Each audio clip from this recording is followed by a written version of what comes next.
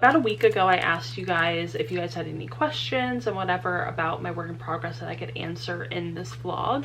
Well, the first day, it looked like he was leading the wrong direction. And reading that and comparing it to this book is kind of insane. Okay, so we are beginning a new vlog, which I haven't done in a while. There's not really much reason for that, honestly. I just feel like I haven't really been reaching for my camera or like my phone or whatever. Even though I've been doing a lot of things, like I've been going a lot of places and been doing stuff, and I have stuff to vlog about, I just haven't been doing it. I feel like I've just been wanting to kind of like be in the moment, and that's been really preventing me from vlogging, if that makes any sense. But today is Wednesday and I just got back from the gym about like an hour ago. Yeah, about an hour ago. And I kind of like got ready a little bit. Like I'm really just in like my lounge clothes. I have like these really cute striped sweatpants and then a little camisole, drinking my large iced matcha. I need this today, I really do. It's so good. And usually I get a medium, but I feel like I drink the medium really fast, and now I'm drinking the large really slow. So I don't know what that means. Went to the gym, got some stuff for my mom for Mother's Day, so picked that up and dropped off a package, and now we are home and just chilling. Kind of like picked up the stuff in my room, did my bed, whatever. I will say that I did just finish a book, which I have been meaning to read this book for quite a long time, and I finally picked it up, and that is Hamnet by Maggie O'Farrell. And if you guys know me, you know that I am a huge Hamlet fan. Hamlet is one of my favorite Shakespeare plays, and I have a tattoo. It's my only tattoo, and it's kind of Hamlet inspired. And so it was kind of crazy to me that I had never read Hamnet and that I just kept putting it off. And the movie came out, I meant to read it before the movie, and then I just like knew I wasn't going to get to go see the movie in theaters. So I was like, you know what, we'll put it off a little bit longer and I'll watch it at home and I'll read the book beforehand, so we're gonna have to wait a little bit longer. And so I finally finished it. I started it about a week or so ago, and I'm so glad that I finally read it. It feels so good to say that I'm done with it and that I absolutely loved it. It was incredible, like truly such a great book. Beautifully written. I loved the characterization of like all of these kind of like real life people, but obviously the author's taken a lot of liberties with the people from history. But yeah, this book was just absolutely fantastic. I'll talk about my feelings on it more in my wrap up, but just wanted to say that I did finish this book and it was incredible. Also, I've gotten 2 new arcs in the mail in the last couple of days. Oh, actually one of them is not an arc. One of them is a finished copy, but they're both from Berkeley, so thank you to Berkeley. The arc that I received from Berkeley was Wild Goose Chase by Sarah Adler, which sounds really interesting. On the back it says, an antique dealer and his inconveniently irresistible new colleague must contend with an illicit stuffed goose and their sizzling attraction. So that sounds interesting. I will be intrigued to read it. Looks like there might be some body diversity in this book, which will be nice to read about. And then the finished copy that Berkeley sent me was The Summer Share by Jen McKinley. And this sounds really interesting as well. On the back it says, when 2 misfits discover they've inherited the same beach house, sparks fly in the most unexpected ways. So that sounds really fun and like something that I will absolutely love, because like I've said before, I love like a small town romance. I love a summery kind of romance. So this sounds like something I will really enjoy. So those are the books that I've gotten in the mail recently. And I will say that I did start Our Perfect Storm by Carly Fortune, and I'm currently on chapter 10. I'm 64 pages into this book, which honestly is like kind of further than I thought I would be into this book, but so far so good. It's incredible. It's beautifully written, probably some of her best writing to date. I will say all of her books are beautifully written, but this one in particular is like a few steps above what I am usually getting from Carly Fortune. Like the prose is so beautiful. It's really descriptive, and the metaphors used are really interesting and different, which I appreciate. However, I will say that reading this book, it's hard to start another romance book that isn't up to the quality of the writing in this book. You know what I mean? Like, I feel like for me, I compartmentalize like a lot of the different genres. Like, if I read a really, really beautifully written work of like historical literary fiction, I'm not going to judge this the same way that I judge a romance book, if that makes sense. Like, the writing in this, I would not expect at all from like a romance book, which is totally fine. It doesn't make one better or worse than the other genre, it just makes it different. So for me, when I read a beautifully written and crafted, very thoughtful romance book, it makes me kind of side-eye other romance books. Not in like necessarily a bad way, but in a way where I'm just like, is that other romance book really what I want to like spend my time on when there are these type of romance books out there that are beautifully written and just like really well thought out and just absolutely beautiful prose. I would read some of it to you guys, but it hasn't come out yet, so I don't know if I'm kind of like allowed to do that. But it's so gorgeous, and it's really interesting because I've seen the way that Carly Fortune's writing style has really progressed and gotten so much better quality-wise throughout each of her books. Like, I read Every Summer After, and reading that and comparing it to this book is kind of insane. She's had such a great trajectory as an author, and it's so impressive to see her get better and better and better with every book. I almost wanted to say every album, because it's so similar to Taylor Swift, where it's like, with so many of her albums, I feel like she gets better and better and better. Though I will say, personally, as much as I love The Life of a Showgirl, I think it's a really fun album. I feel like that is a little bit of like an exception to the rule.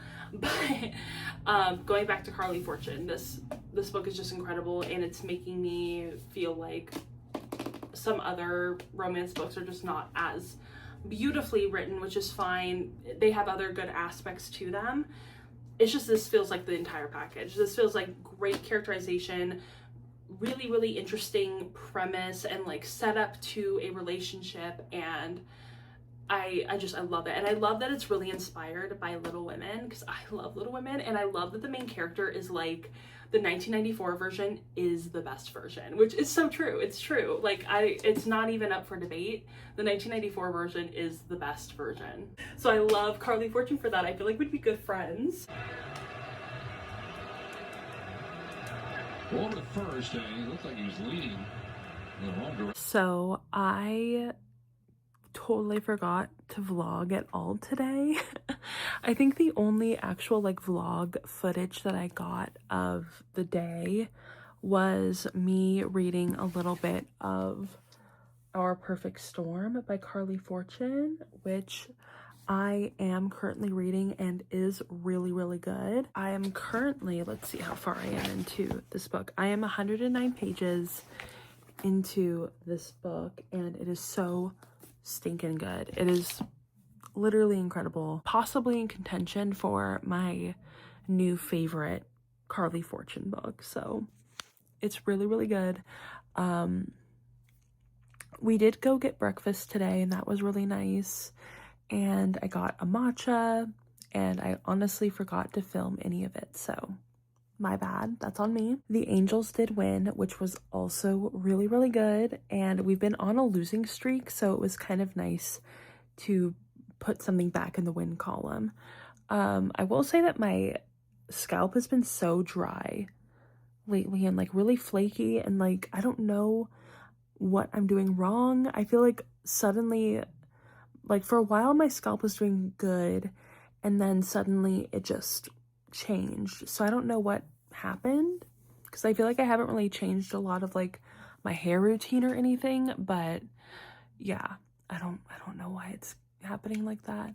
I did do my nails, really pretty, gorgeous. And yeah, I feel like that's all I really have to update you guys on for now. I am loving Our Perfect Storm. It's so good. I will say that there has been some drama on book threads, and people are just showing their true parasocial, insane, delusional colors. It was kind of crazy. Like, people are just being so parasocial, so delusional over heated rivalry and Rachel Reed as an author and like what she says about her own characters, which is so insane to me that people are like upset about that. I don't know. It really truly boggles my mind. It really does. And honestly, I think it's really just people like trying to find reasons to be mad, feeling like they're out of control in like their anger towards society as a whole, and you know, probably a lot of Americans being upset that they are out of control when it comes to American politics. I totally understand that. But once again, they're taking it out on the wrong people. And honestly, I see this a lot, especially with the space in the bookish community of like a lot of it, when you really get down to it and when those people talk long enough, you start to realize that it's a little bit of jealousy. It's a little bit of jealousy. I see it because I posted something about how I feel really worried as like an aspiring author of seeing the state of the bookish community and how they love to dogpile and how they love to like have this mob mentality, this like very much hive mind mentality when it comes to these things, and how they like to target authors and creators and just like people that they feel like are easy targets. And usually that happens to end up being marginalized authors, marginalized creators. And I posted about that, and someone like, it was so stupid. Someone screenshotted my post and then like gave their 2 cents, mind you, as a white author. They gave their 2 cents, and they're like, and it really illuminated why some people start this dogpiling nonsense, is that she mentioned something about Rachel Reed, like it being okay to dogpile and harass Rachel Reed because she is successful and she has an HBO show, so it's okay and like it's actually fine. And I'm like, oh, weird that you mentioned that she's successful and has an HBO show and that justifies this behavior for you. I wonder if this is possibly you being a little jealous. As an author, you might be a little bit jealous that Rachel Reed is having these successful things happen to her in her career and they're not happening to you.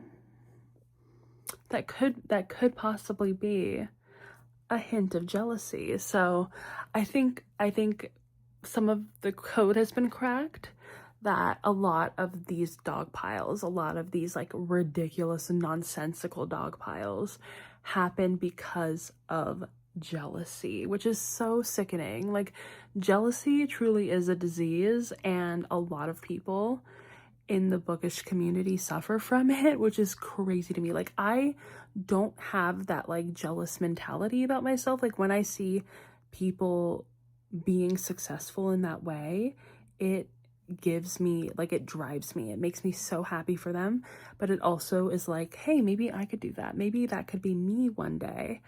But it's never like that should have been me, that and now I'm angry about this author and I'm going to drag her and I'm gonna create nonsensical drama. No, that's not, that doesn't even cross my mind. But it's crazy that it crosses a lot of the minds of the people in the bookish community. Be careful who you're friends with. Be careful who you're close to. Like, think for a little bit. I don't know. Just, it really made me think a little bit more about like the bookish community and like how they treat each other. So yeah, that was really interesting. I ended up blocking that person because that's fucking ridiculous. But yeah, just figured I would mention that because it did happen today. But yeah, that was really fun and really interesting, and just definitely really highlighted something that I think needed to be highlighted in the bookish community. So yeah. Anyway, I will probably talk to you guys tomorrow. I'm going to relax and probably read a little bit more of Our Perfect Storm, or possibly read a little bit of like an audiobook or something. But yeah, just wanted to kind of give you guys that update and tell you guys I'm sorry for not actually filming anything today. Maybe tomorrow. Okay, so I am finally sitting down for the week. Honestly, this week I have not written a lot. I've kind of sat down and gotten like a few things on the page, but I have to be honest that I have not written this week in like a real serious way. So it is Thursday. I'm finally sitting down and like dedicating myself to writing a little bit. Yesterday was really busy because I went to the gym, I dropped off a package, and then I came home and I tried to install our new kitchen faucet, and that was way more difficult than I thought it was going to be. Like, genuinely, I thought that this was going to be like a 30-minute project. It would be done and I would have the rest of the day to myself and whatever. No. Our house is older and from all of the YouTube videos I could find, like tutorials on how to take out an old kitchen faucet and then install a new one, they were all on houses that were probably built in the last like 10-15 years. This house was built probably like at the least amount, like maybe 50 years ago, at the most maybe like 70-80 years ago, because we're in 2026. I keep forgetting that when I'm like trying to calculate how old this house might be. It was way crazier underneath the sink than I thought it was. Like, I thought, oh, this is gonna be so simple, it's gonna be really easy. From all of the YouTube tutorials, it just looks so simple and straightforward, but no, none of the things were labeled. I had to figure out where each of everything went, and like how to turn off the hot water, how to turn off the cold water, where even the hot water was, and like it was like a total mess. And then like, because it's so old and because it probably was installed like many years ago, so much like hard water, whatever, like buildup was really making everything super tight, and like I could not get it loose.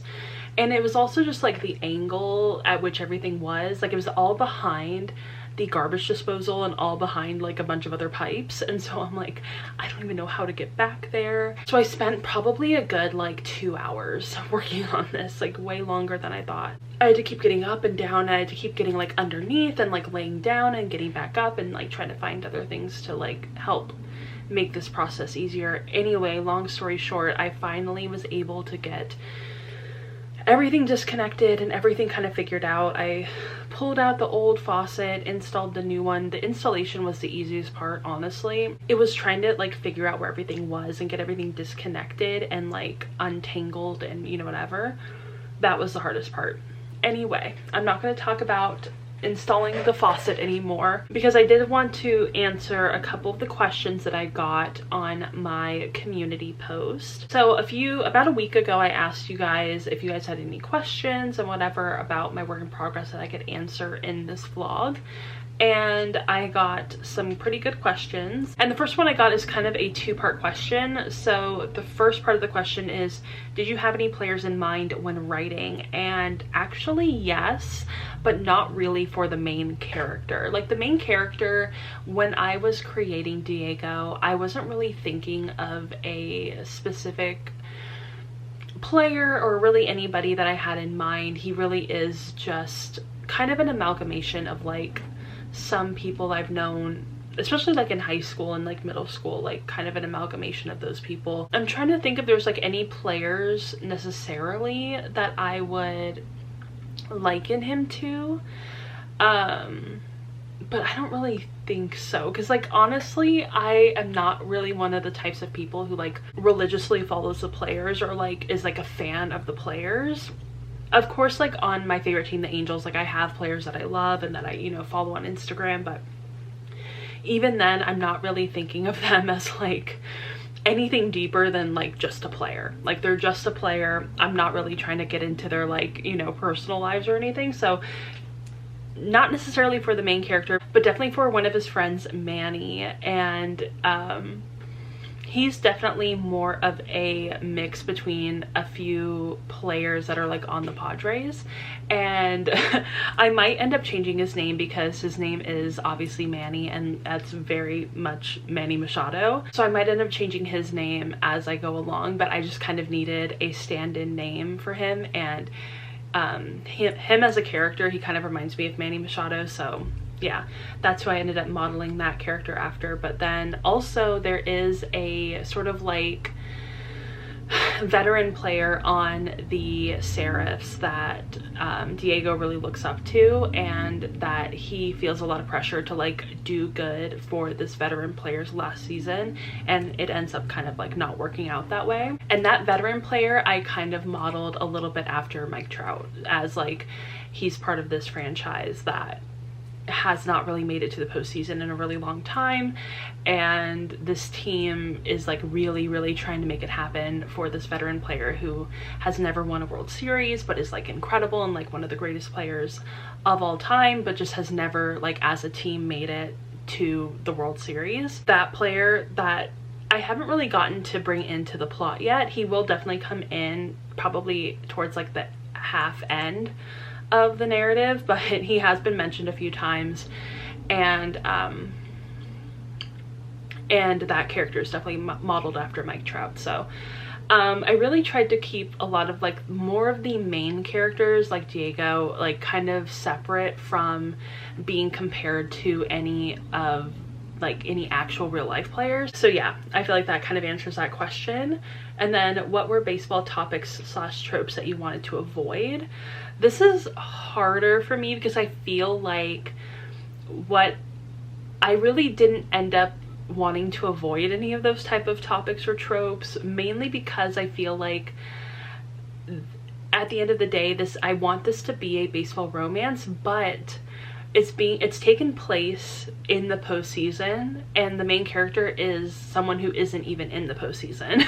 So I felt like, you know, if I tried to avoid any sort of topics or tropes in baseball, I would be kind of watering down the baseball influence in the narrative. So I was like, if he's not going to be playing baseball on the page, if he's not going to be like actually actively participating in the season on the page, I kind of want there to be a lot of like the same topics and tropes, or just like things that I would think of when I'm thinking of baseball, like what I would want to see on the page. And I think as somebody who loves baseball, and baseball is such that kind of like sport where a lot of people misunderstand it. Sorry, I have gum in my mouth, that's so awful. I feel like baseball is that kind of sport that people misunderstand, or like people who aren't a fan of baseball like don't really get it, and they find it to be really boring, or they can't really relate to it. And so I wanted to include as much of what I love about baseball in this narrative as possible. And so Diego, as a baseball player, he has like a charity that he's like really dedicated to and has been working with for a long time. And that's one aspect of baseball that I really love, is that they are really community oriented, and they're really dedicated to celebrating the players who are giving back to their communities and giving back to society in some type of way. I really respect that part of baseball, so I wanted to include that in the narrative. I wanted that to be kind of a focal point, and that does kind of take up quite a few scenes in this book so far. And I think that I watched the documentary on the Red Sox, like not last season, but the season before that. And I found it to be really illuminating on like who these players are as people, and the kind of specifically like the mental struggles that they go through. And I think that that really inspired me to explore that with Diego, especially because he is a player who kind of goes into this rookie season as like he is a phenom, he's like a baseball phenom, like everybody's really obsessed with him, everybody thinks that he's going to be like the next greatest player, he's really hyped up in the baseball world. And so by the midway point of the season, he's hitting this big slump, and he is kind of letting a lot of his like mental things affect his game. And I really wanted that to be a part of the narrative, because I feel like you don't really get to see that side a lot. And it's a side that I feel like even in real life does not get talked about enough and doesn't get recognized enough. And especially with the way that social media and gambling and stuff like that has really affected the way that baseball players present in public or on social media or whatever. Like, you hear so many stories about these baseball players getting sent like death threats over Instagram DMs, or like getting hate in the comments or whatever. And so I really wanted to explore that with Diego, and I thought that like these things were really, really important. And I was definitely inspired by a lot of the players who kind of talked more about that side in the Red Sox documentary. So that one's on Netflix. I'll obviously show a picture of it on screen, but yeah. There weren't really things I wanted to avoid. There were more so things that I really wanted to include that I felt like were close to my heart in this narrative. So yeah, thanks for those questions. The last question that I have is, are you taking inspiration from your favorite baseball team or the ones you have in your novel?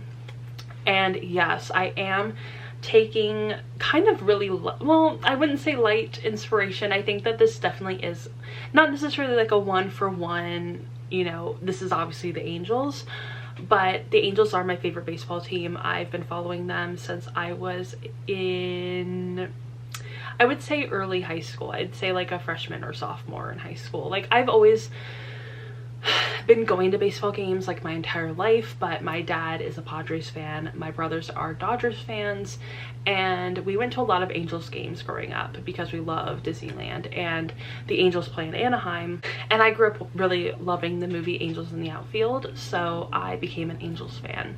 And it was actually between the Red Sox and the Angels for me when I was deciding who I wanted to be a fan of, and I decided on the Angels because I'm a California girl at heart, but it was this close to being the Red Sox, like very, very close. Anyway, in this universe, the Angels don't exist, so I created a new team called the Seraphs, and they are kind of the stand-ins for the Angels. So I really didn't want to kind of be beholden to real life canon, if that makes sense. Like, I didn't want to be beholden to the history of the Angels or like the organization in general. I just didn't want to have to deal with all of that. So I decided to create my own separate team. So the Angels don't exist in this universe. We don't talk about them. We do talk about a few other teams like the Dodgers or like, you know, the Padres or whatever. So those teams still do exist, but I just created my own new team so I could talk about them more in depth. I didn't have to worry about, you know, presenting them in a positive or negative light. So yeah, they are loosely modeled after, well, loosely, whatever, they're modeled after the Angels. So I really wanted to celebrate my love for baseball. So, and that, you know, comes with good and bad, and I wanted to be able to represent both of those sides. So yeah, I ended up making up my own team, and it's been really fun kind of getting to think about like this brand new team's history and like what, you know, who they are, what they represent for the community and stuff like that. So thank you for those questions. I really appreciate them. And I'm going to get back to writing a little bit and listening to music. The new Noah Kahan album came out, and it is so good. I will say though that I feel like it doesn't really relate a lot to my novel specifically, but as I'm writing this novel, I keep thinking about like, would I ever want to write like another book within this universe, or like within, like with these characters or whatever. And I'm like, if I ever did, it would be very much like a Noah Kahan like vibe, and it would just be like really fun. So I keep thinking about that when I listen to those songs, but yeah, they don't really fit the vibe of this novel specifically, but in a fantasy world, in like a possible long ways away future, it could possibly relate to a different book. So yeah, anyway, I'm gonna write a little bit. I'm currently at 61,856 words. Like I said, haven't been writing a lot this week, so we're a little bit behind, but we will survive. So yeah, also I will say I have been reading Our Perfect Storm by Carly Fortune, and it is so good. I am currently on chapter 23 on page 177, and it is so good. I am just about halfway through, like almost nearly halfway through, so I'm loving it. She's an icon and a legend, and her writing is such like an idealized version of my writing. Like her writing reminds me so much of myself. Like when I read her first book, Every Summer After, I remember thinking, that's so much my writing. That's so much my writing. But Our Perfect Storm, she gets better and better with like writing as craft with every single book. It's so good. It's so beautifully written. So if you had the opportunity to pick up Our Perfect Storm, do it. It is so, so good. Anyway, I'm gonna get back to writing on my own book.